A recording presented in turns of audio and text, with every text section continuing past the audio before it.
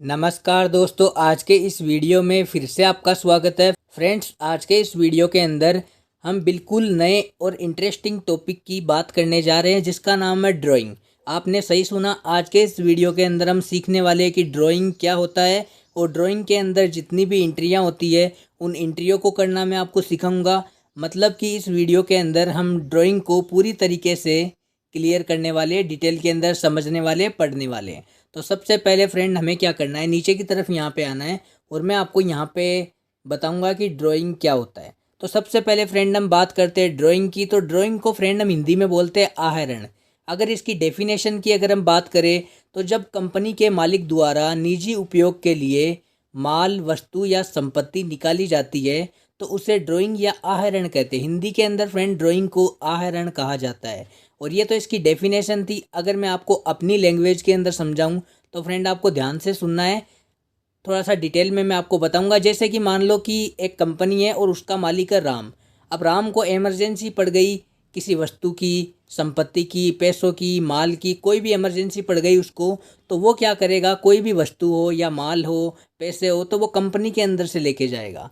तो ऐसे में हम क्या करेंगे कि जो कंपनी का मालिक होता है अपने निजी उपयोग के लिए कोई भी माल, वस्तु या संपत्ति को अपनी कंपनी से निकाल के लेके जाएगा। कुछ टाइम के लिए ही सही, वो निकाल के लेके जाएगा। तो ऐसे में उसे क्या कहते हैं, ड्राइंग यानी कि आहरण कहते हैं। ये तो फ्रेंड आपको मैंने बताया कि ड्राइंग क्या होता है और इसकी डेफिनेशन आपको अच्छी तरीके से याद कर लेनी है कि कंपनी का मालिक निजी उपयोग के लिए कोई भी वस्तु, संपत्ति, पैसे वगैरह कुछ भी अगर वो कंपनी से निकाल के लेके जाता है तो उसे ड्राइंग या आहरण कहते हैं हिंदी के अंदर फ्रेंड। तो अब हम कुछ एंट्रियाँ हैं जिनके थ्रू मैं आपको अच्छी तरीके से समझाने वाला हूँ कि ड्राइंग क्या होता है। जैसे जैसे मैं आपको एंट्रियाँ बताऊँगा वैसे वैसे आपको और बेटर तरीके से समझ में आ जाएगा फ्रेंड। जैसे कि फ्रेंड ये पहली एंट्री है, कंपनी के मालिक ने निजी उपयोग के लिए कंपनी से 10,000 रुपये निकाले। अब इस एंट्री के अंदर फ्रेंड क्या हो रहा है कि जो कंपनी का मालिक है वो अपने निजी उपयोग के लिए कंपनी से 10,000 रुपये लेके गया है। उसको ज़रूरत है तो उसका निजी उपयोग के लिए वो क्या किया, 10,000 रुपये निकाल के लेके गया। तो इसकी एंट्री फ्रेंड हम क्या करेंगे, ड्राइंग अकाउंट DR 10,000 रुपये टू कैश अकाउंट 10,000 रुपये। यहाँ पे फ्रेंड केस CR क्यों हुआ, क्योंकि केस जा रहा है कंपनी से। केस इसलिए CR हुआ क्योंकि केस कंपनी से जा रहा है। तो यहाँ पे रूल कौन सा लग जाएगा, जाने वाली CR। फ्रेंड्स, अब मैं आपको एक इम्पोर्टेंट बात बता दूँ कि जो भी एडजस्टमेंट की एंट्रियाँ होती है उनमें रूल्स वगैरह हमें लगाने की ज़रूरत नहीं है। ये रूल्स वगैरह तो अब तक मैं इसलिए लगाता था ताकि आपको अच्छी तरीके से समझ में आ जाए कि हम यहाँ पे DR क्यों कर रहे हैं, यहाँ पे CR क्यों कर रहे हैं। इसलिए मैं आपको अभी तक रूल बताता था। अब मैं आपको बता रहा हूँ कि जो भी एडजस्टमेंट की एंट्रियाँ होती है उसमें रूल लगाने की आपको ज़रूरत नहीं है फ्रेंड। क्योंकि जब भी हम किसी भी एंट्री को PC के अंदर करते हैं, टेली प्राइम सॉफ्टवेयर के अंदर या टेली ERP9 के अंदर, तो हमें यहाँ पे रूल्स की ज़रूरत नहीं पड़ती है। हमें केवल लेजर कौन सा बनाना है ये पता होना चाहिए, उनके अंडर ग्रुप पता होना चाहिए और एंट्री कौन से वाउचर में हो रही है ये पता होना चाहिए। ये जो रूल्स वगैरह हम लगाते हैं, पाने वाला पर्सनल DR वगैरह, जाने वाली CR, जो भी हम रूल्स वगैरह लगाते हैं ये तो केवल इसलिए लगाते हैं ताकि हमें समझ में आ जाए कि यहाँ पे DR क्यों है और यहाँ पे CR क्यों है। तो फ्रेंड, यहाँ पे जो पहली एंट्री है यहाँ पे क्या है, कंपनी के मालिक ने निजी उपयोग के लिए कंपनी से 10,000 रुपये निकाले। यानी कि जो कंपनी का मालिक है उसने 10,000 रुपये कंपनी से निकाले, किस लिए, निजी उपयोग के लिए। अब यहाँ पे निजी उपयोग आ गया, मतलब ये एंट्री ड्राइंग की है। ड्राइंग की है और हिंदी में इसको आहरण बोलते हैं। तो फ्रेंड यहाँ पे ये एंट्री ड्राइंग की है। कैसे पता चला, क्योंकि यहाँ पे निजी उपयोग आ गया, निजी उपयोग के लिए वो कंपनी से 10,000 रुपये लेके चला गया। तो फ्रेंड यहाँ पे ड्राइंग आ गया। अब फ्रेंड हम क्या करेंगे एंट्री में, ड्राइंग अकाउंट DR 10,000 रुपये। कंपनी के मालिक का हमें नाम पता नहीं है, कंपनी का मालिक कोई भी हो सकता है फ्रेंड। यहाँ पे कंपनी के मालिक का नाम कहाँ पे लिखा हुआ है, इस एंट्री के अंदर कहीं भी नहीं लिखा हुआ है कि ये व्यक्ति इस कंपनी का मालिक है, नहीं लिखा हुआ है ना। तो इस एंट्री के अंदर सिंपल सा फंडा है कि ये जो कंपनी का मालिक है, हमें पता नहीं है कंपनी का मालिक कौन है, कंपनी का मालिक कोई भी हो सकता है। तो जो कंपनी का मालिक है उसने निजी उपयोग के लिए कंपनी से 10,000 रुपये निकाले। अब इसकी हमें एंट्री करना है। निजी उपयोग का नाम आ गया, मतलब ड्राइंग की एंट्री है। तो हमें यहाँ पे क्या करना है, ड्राइंग अकाउंट DR 10,000 रुपये। और जब वो पैसे निकाल के लेके जाएगा, कंपनी से 10,000 रुपये निकाल के लेके जाएगा, तो पैसे कंपनी से जाएंगे या आएंगे, पैसे तो कंपनी से जाएंगे ना अगले के पास में, जो भी कंपनी का मालिक है। तो यहाँ पे जो केस है वो CR हो जाएगा। तो ड्राइंग अकाउंट DR 10,000 रुपये टू कैश अकाउंट 10,000 रुपये। ड्राइंग का लेजर आपको बनाना पड़ेगा जो कैपिटल अकाउंट के अंडर आएगा, और कैश का लेजर पहले से बना हुआ आता है जो कैश इन हैंड के अंडर आता है फ्रेंड। ये आपको यहाँ पे लेजर का पता चल गया। अब यहाँ पे जो कैश है वो जा रहा है, जब हमारे पास में से कैश जाता है तो फ्रेंड एंट्री कौन से वाउचर में होती है? F5 वाउचर यानी कि पेमेंट वाउचर के अंदर। याद रखना है जब भी हमें पैसा रिसीव होता है तो F6 वाउचर यानी कि रिसिप्ट वाउचर के अंदर, और जब भी पैसा जाता है तो F5 यानी कि पेमेंट वाउचर के अंदर एंट्री हो जाती है। तो ये एंट्री कौन से वाउचर में होगी? F5। जैसे कि मैंने आपको बताया कि एडजस्टमेंट की एंट्री के अंदर रूल वगैरह की ज़रूरत नहीं पड़ती है, केवल लेजर, वाउचर और ग्रुप का आपको पता होना चाहिए। तो लेजर की बात करें तो ड्राइंग का लेजर बनेगा, अभी मैंने आपको बताया, और कैश का लेजर पहले से बना हुआ आता है, और ड्राइंग है जो कैपिटल के अंदर चला जाएगा, और जो कैश है वो कैश इन हैंड के अंदर चला जाएगा। और एंट्री आपको समझ में आ रही है, कैश यहाँ पे CR है, कैश यहाँ पे जा रहा है, तो F5 यानी कि पेमेंट वाउचर के अंदर एंट्री हो जाएगी।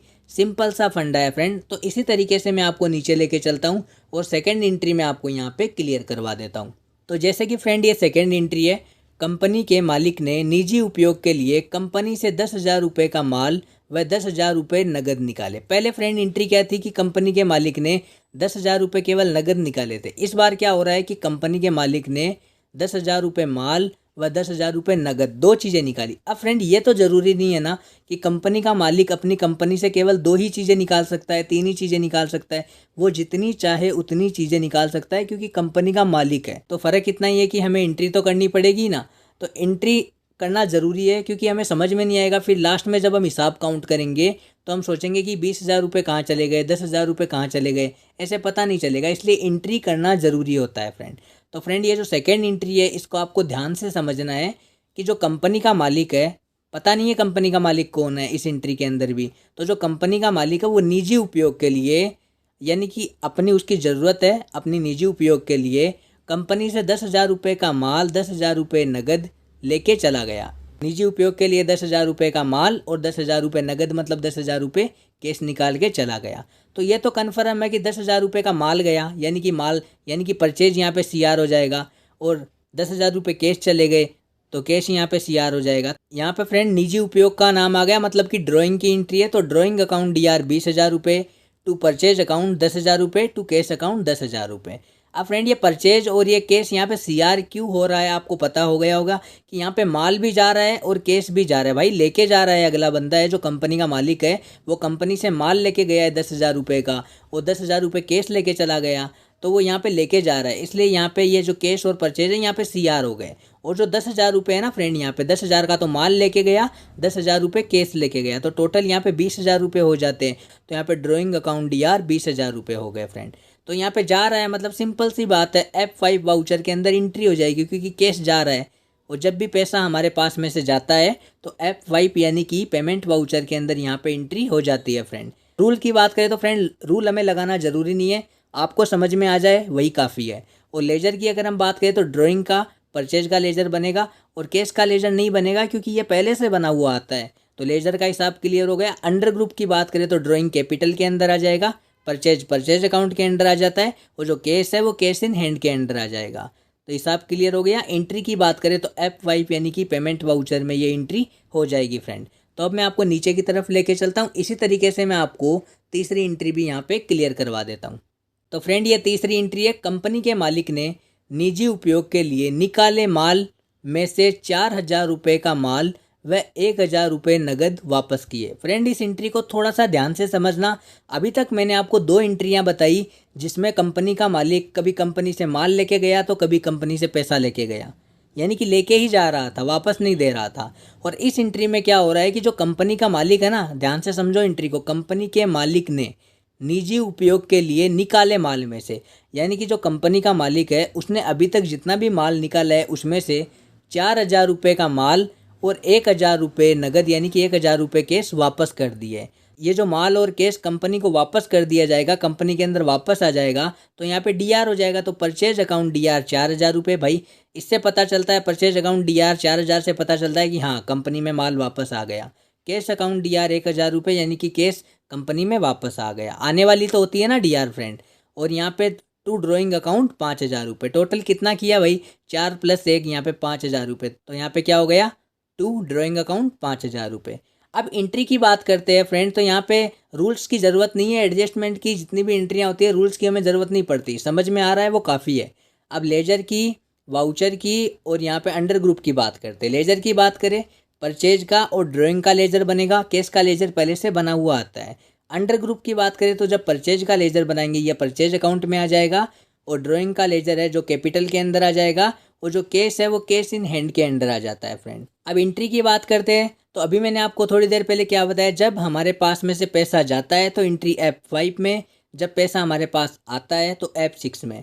तो केस अकाउंट DR, जो पहले वाली एंट्री थी उनमें केस CR था, यानी कि केस जा रहा था तो F5 में एंट्री हो रही थी, और यहाँ पे केस अकाउंट DR यानी कि DR आने वाली असेस्ट है, संपत्ति है हमारी, केस तो वापस आ रहा है कंपनी के अंदर, जो केस है वो DR है यानी कि हमारे पास आ रहा है। जब केस आता है तो एंट्री हो जाती है F6 वाउचर यानी कि रिसिप्ट वाउचर के अंदर। आशा करता हूँ फ्रेंड ये आपको समझ में आ रहा होगा। इसी तरीके से हम नीचे एक और एंट्री को हम यहाँ पे करते हैं, ये आज की लास्ट और फाइनल एंट्री है फ्रेंड यहाँ पे। तो फ्रेंड ये चौथी एंट्री है, कंपनी के मालिक ने निजी उपयोग के लिए कंपनी से 50,000 रुपये का माल निकाला।